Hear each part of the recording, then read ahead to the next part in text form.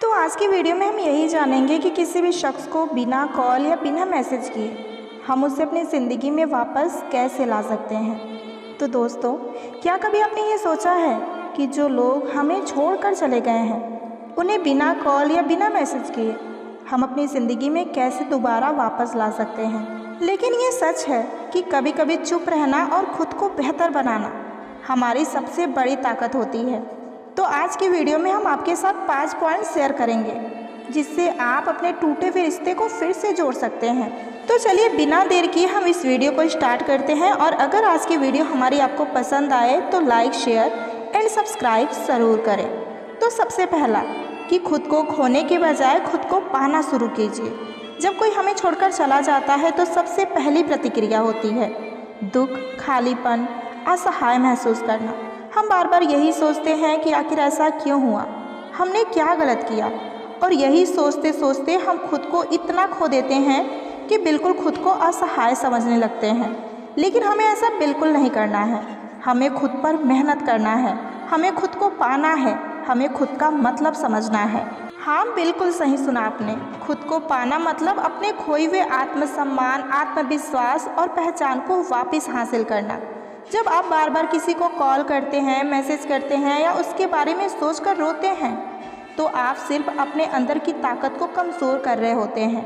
लेकिन जब आप ये तय कर लेते हैं कि अब हमें खुद के लिए जीना है, अपनी ज़िंदगी को बेहतर बनाना है, तो वहीं से आपकी जीत शुरू होती है।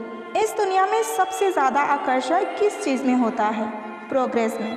जब आप खुद को बदलते हो, बेहतर बनाते हो, तो लोग उस बदलाव की तरफ खींचे चले आते हैं। कल्पना कीजिए कि एक समय था जब आप उस इंसान के लिए रो रहे थे, लेकिन अब आप एक नए पैशन में डूबे हैं, शरीर को फिट बना रहे हैं, अपने करियर पर फोकस कर रहे हैं, अपने टैलेंट को बाहर ला रहे हैं। और तभी कहीं से वो इंसान आपके प्रोफाइल पर आता है, आपकी तस्वीरें देखता है, आपकी बातें सुनता है और सोचता है कि ये तो वैसा बिल्कुल नहीं रहा जैसा मैंने छोड़ा था, ये तो अब और भी अच्छा हो गया। और वहीं से पछतावा शुरू होता है। ध्यान दीजिए, आपने ना ही कॉल किया और ना ही मैसेज किया, आपने सिर्फ खुद को ढूंढा, खुद को संवारा और बिना कहे एक जोरदार संदेश भेज दिया।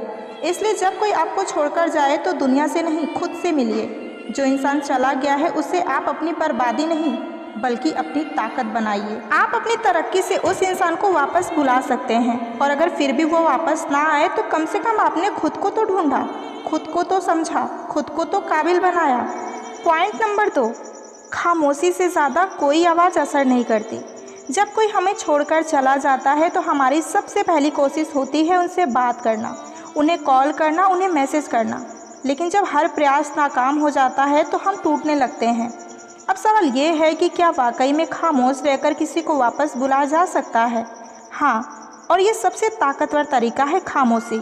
खामोशी का मतलब ये नहीं कि आप बिल्कुल चुप हो जाएं। इसका मतलब है कि अब आपने शब्दों से नहीं, अपने वजूद से बात करना शुरू कर दिया है। जब कोई इंसान आपकी यादों से भागता है तब आपके शब्द उसे और भी पीछे ढकेल देते हैं। लेकिन जब आप खामोश हो जाते हैं तो वो इंसान सोचने लगता है, अरे ये तो अब कुछ कह ही नहीं रहा, क्या इसकी ज़िंदगी में मेरी कोई मायने नहीं है। क्योंकि इंसान स्वभाव से ऐसा है, जो चीज़ हमारी पहुंच से दूर हो जाए हम उसी की तरफ खींचते हैं। जब आप खामोश होकर अपने कामों में लग जाते हो, अपने जीवन को बेहतर बनाने में व्यस्त हो जाते हो, अपने अंदर की शांति को प्राथमिकता देते हो, तो आपकी ऊर्जा सामने वाले को महसूस होने लगती है।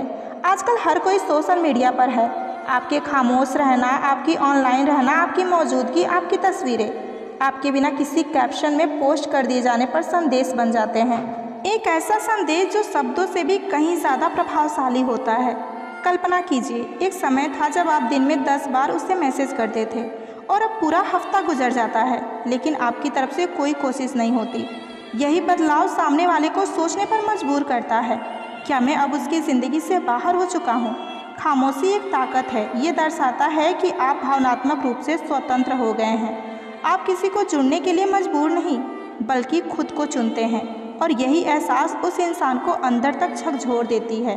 याद रखिए, जब आप चिल्लाते हैं तो सामने वाला आपके दर्द से दूर हो जाता है, लेकिन जब आप चुप हो जाते हैं तो वो खुद आपके करीब आने का रास्ता ढूंढता है। इसलिए अगर आप चाहते हैं कि कोई इंसान आपको छोड़कर चला गया है वो वापस आ जाए, तो चुप रहिए, लेकिन वो खामोशी ऐसी होनी चाहिए जिसमें आत्मसम्मान, संतुलन और आप पर यकीन हो। पॉइंट नंबर 3, सोशल मीडिया को जड़ नहीं जरिया बनाइए।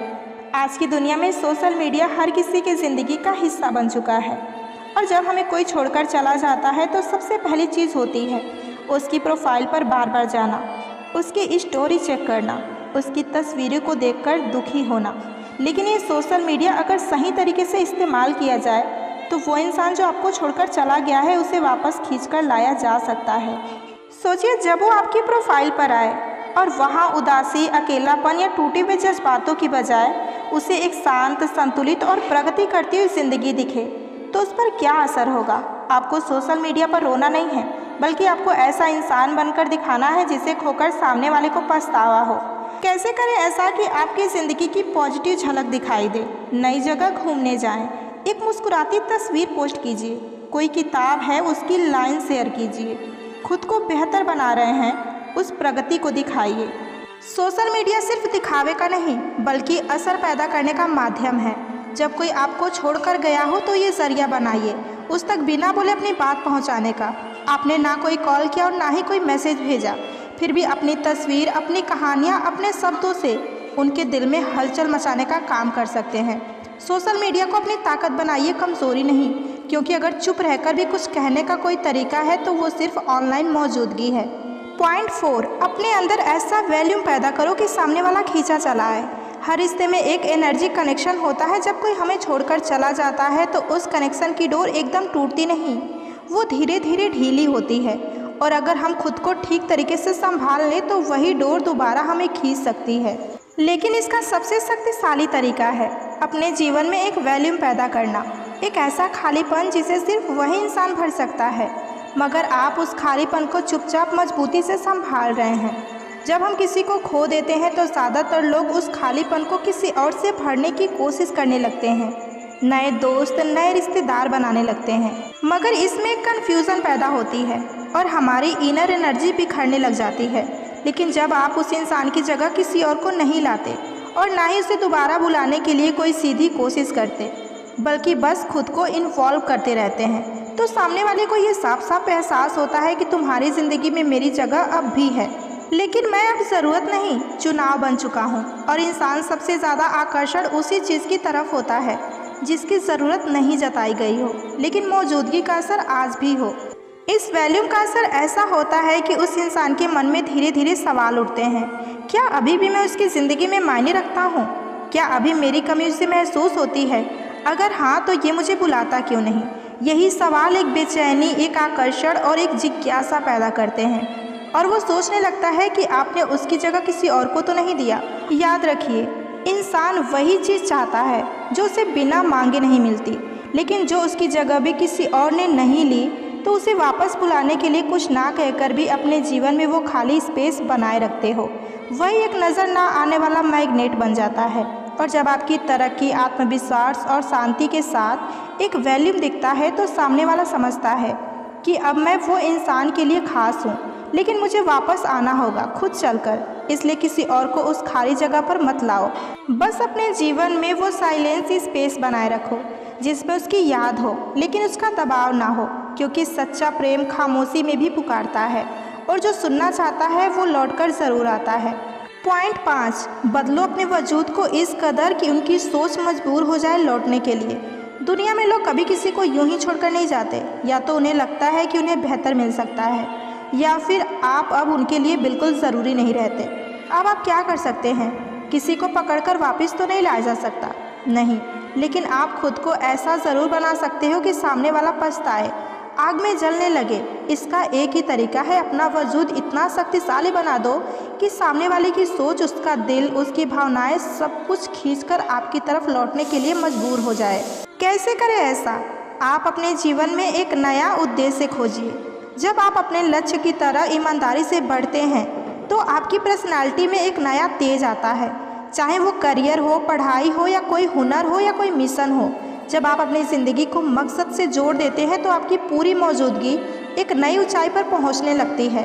अपने फिजिकल प्रेजेंस को बदलिए। वो कपड़े जो पहले आपको याद दिलाते थे वो बदल डालिए।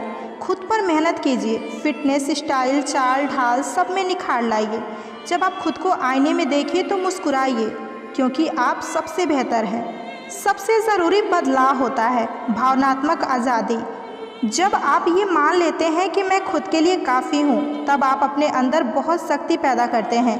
किसी और को खींच सकते हैं, सामने वाले को अपनी कमी महसूस करा सकते हैं, तब वो खुद ही आपकी ज़िंदगी में जगह तलाशने लगता है। खुश रहिए, लेकिन दिखावे से नहीं। दिल से मुस्कुराता चेहरा, एक संतुलित सोच और एक शांत आत्मा, ये तीनों चीज़ें किसी भी खोए हुए इंसान को लौटा सकती हैं, क्योंकि इंसान लौटता वहाँ है जहाँ शांति, सुकून और सच्चा अपनापन आए। वहाँ आत्मसम्मान सर्वोपरि रखिए। ये मत भूलिए कि जो आपको छोड़कर गया है वो उस समय आपकी कीमत नहीं समझ सका, मगर अब वो आपकी कीमत समझे, आपकी इज्जत करे। इसलिए हमेशा खुद को बेहतर बनाने की कोशिश कीजिए, ना कि किसी के सामने रोने की, गिड़गिड़ाने की, क्योंकि रोने से ना कोई आपके पास आएगा और ना कोई आपकी वैल्यू समझेगा। आप बस खुद को बेहतर बनाने के लिए मेहनत कीजिए और देखिए कि वो इंसान कैसे तड़पता है बिना आपके कॉल और बिना आपके मैसेज किए। वो इंसान आपके पास वापस ज़रूर लौट कर आएगा। बस करना क्या है, आपको खुद पर मेहनत करनी है। तो अगर आज की वीडियो आपको पसंद आई हो तो लाइक, शेयर एंड सब्सक्राइब ज़रूर करें। धन्यवाद।